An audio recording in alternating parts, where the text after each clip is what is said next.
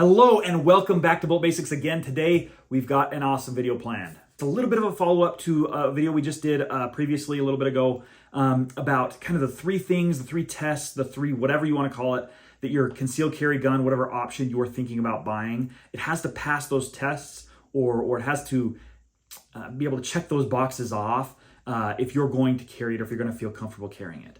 Kind of the chief reason that we mentioned was reliability and durability, right? You want the gun to shoot reliably. It's not going to malfunction. It's not going to cause you issues. Whenever you pull the trigger, you want it to shoot. And if you don't pull the trigger, you don't want it to shoot. And then you want that to do it over a long period of time, right? That was the chief reason. The kind of subordinate reason, the second reason we said was kind of a concealable and comfortable gun, right? And that is the way that it probably should be. But what we're going to argue in this video is the opposite of that, or at least that they're both at the same level. And let me explain myself. And by the way, I know that the keyboard warriors are really going to have a go at this one. They're going to get on there and really start to go to town. Let me explain. That's okay. We're going to make the argument anyway. And let me preface with this too. I am not arguing by any stretch of the imagination that you should choose a concealed carry gun that is not reliable. That is not what I'm saying.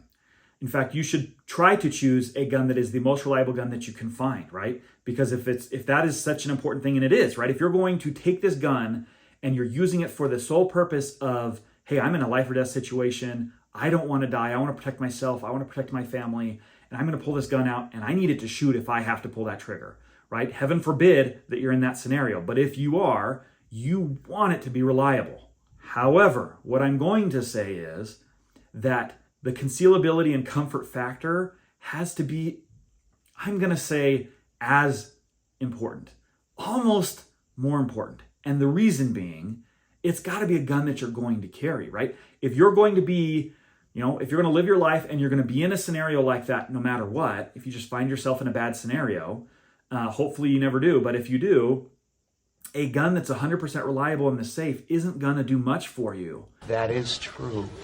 Whereas a 99 or 98% reliable gun in your pocket that was comfortable and concealable and that you liked, that's going to do more for you. Because quite frankly, you can just look on the internet. A lot of situations, dangerous situations, end very abruptly when a gun comes out. And the gun doesn't even have to be shot. Now, again, I think that having both of those things kind of chief together are truly the most important thing. You want it to be concealable, you want it to be reliable, and you want it to be comfortable, right?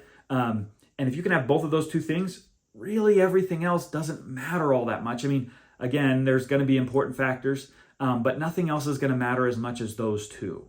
But the reason that I wanted to bring that up is because really, if you think about it, if you choose, you're looking for a concealed carry gun and you choose one that is just totally uncomfortable, or you decide, hey, I'm going to carry a Springfield XDM that's a full-size, heavy, big, bulky pistol, and suddenly you realize, yeah, that's really heavy and it's bulky and I can't really conceal it, and then you end up just kind of leaving it at home all the time. What good is that for you in a self-defense situation? It's no good, right? And so that's why that concealability factor, that comfort factor, is it going to be something you carry wherever you carry it, right? Some people prefer to carry off the body.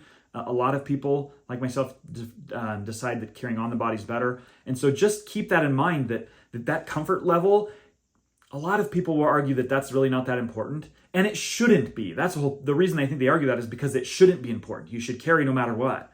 Be realistic, George. But the whole point is that I think it's a larger factor for a lot of people, especially people that are beginners, than a lot of people are willing to admit.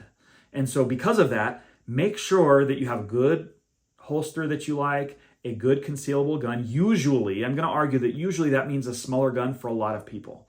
For myself, I like smaller guns for concealed carry. It's just more comfortable. It's easier to have normal attire and have it. And especially today, with all of the different options since the P365 came out, there's so many options out there for you to be able to carry smaller, more compact guns while still carrying a lot of firepower, right? I love a lot of guns, but just for an example, the Smith & Wesson M&P Shield Plus, right? The Shield was kind of the gold standard in concealed carry guns for a long time, at least for small ones. And then this new wave started coming out, and Smith & Wesson kind of updated with the M&P Shield Plus, right? It's a little bit bigger than the original Shield, but it allows to carry, I think it's 10+1, so more firepower, almost a almost a 50% increase in rounds in the gun without having to carry an extra magazine. So the point being is there's a lot of options out there for small guns. That doesn't mean you have to do that. Everyone's going to have their own opinion, and frankly, they're going to try to sway you into choosing something that they like versus something that you prefer. But the whole point is, the kind of the culmination of the video is to say that concealability and comfort is a lot more important than people are willing to admit. People who are diehard concealed carry people are going to carry it no matter what, even if it's completely uncomfortable and that it's just the worst experience. They're going to do it anyway because they know that it's important. For people who are just getting into it or wanting to carry but won't, look at that and think about that being as chief or as important as reliability. Because as I said, and let me reiterate one more time, a gun that's 100% reliable that's sitting in your safe, how good is that for you, right? Versus a gun that is concealable, that is reliable, mostly reliable, then sitting in your pocket, that's going to be more valuable than something that you don't have with you. But get them both, right? You can today. There's no shortage of the ability to get both a small concealable gun that's comfortable and a reliable gun. Best of both worlds. And so that's what we would recommend. Look for a gun that does that. Check out that video that we mentioned before that kind of walks you through the three things that you have to, the three tests, the three check marks, whatever it is you want to say, that your gun has to pass in order to be a comfortable, good, solid concealed carry option. With that, I think we've covered everything. Go ahead, everybody, write down in the comments below whether you agree or disagree. We want to hear your opinions. Let's hear it.